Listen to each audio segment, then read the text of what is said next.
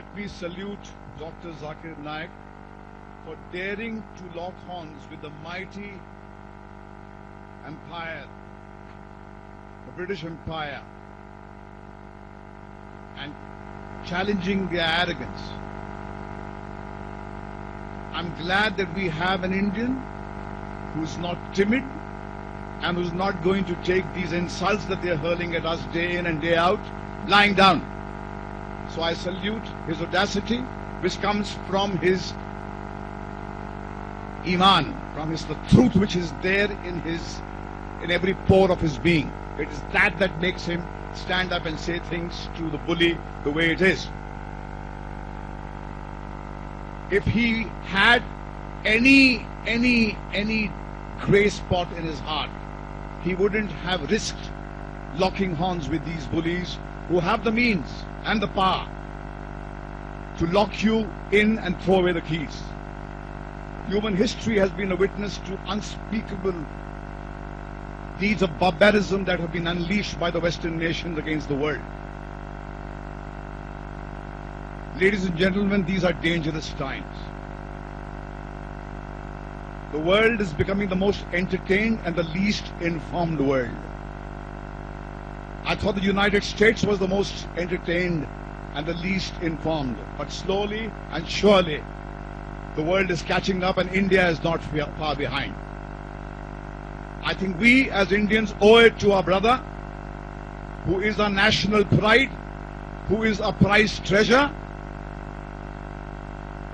that we ask those who accuse him to look at the facts sanely, and as Majid Bhai says, to err is human. Maybe an individual there has erred. We do not want to put the entire nation into the dock for the misdeeds of a handful of people. We cannot reduce human beings to stereotypes. We cannot reduce a nation or a community to a single story. Because when we do that, we do the same mistake what they have done.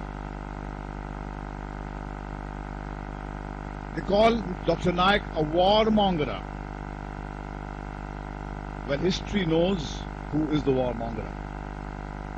The Western nations, the United States, packed with the United Kingdom, did not give a tinker's damn for the world opinion and bombarded Iraq when there was, the UN was screaming that you don't have evidence that there are weapons of mass destruction. What happened thereafter? You killed people, shed blood, and what did you find there? No evidence to say that there was any weapons of mass destruction. So are you going to believe in the opinions of those people who have the means to lie, buy wordsmiths, get newspapers, have television networks on their side to market their lies and hang a man like him, like Dr. Naik? I would say no.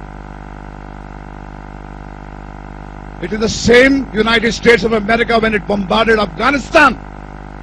They bombed Al Jazeera because Al Jazeera was bringing you images of the bloodshed of the people of Afghanistan. It is not my opinion. It was Howard Zinn, an extraordinary American who had the courage to point out to the world that it was the United States of America that bombarded the television network of Al Jazeera, because Al Jazeera was bringing images to the world showing how the people of Afghanistan were suffering.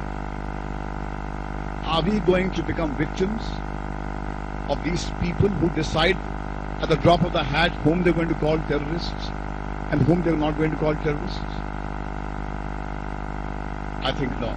I stand squarely behind my brother, and I stand behind every such person who doesn't take the opinion which are dished out by governments to suit their politics. The first law of journalism, sir, is governments lie. And as responsible journalists, it's your duty to not become victims of state propaganda. The world has suffered enormously for the last 10 years because all responsible journalists, including you, lapped up what was dished out to you by them. If you do not have the means to question, say I don't know, it is more decorous for a man to say I don't know. A person who knows that he does not know can be taught. There is humility. But a person who does not know and pretends that he knows can do enormous harm. So I think as responsible people of the media, it is your duty to your fellow human being, to your fellow Indian, who stands here with dignity, that he gets a fair deal. And it's not fitting for the nation and a government who stands up for a celebrity like Shah Rukh Khan when he has come into trouble in the United States. They must also stand up for Dr. Zakir Naik and plead his case. That's all I have to say. Thank you.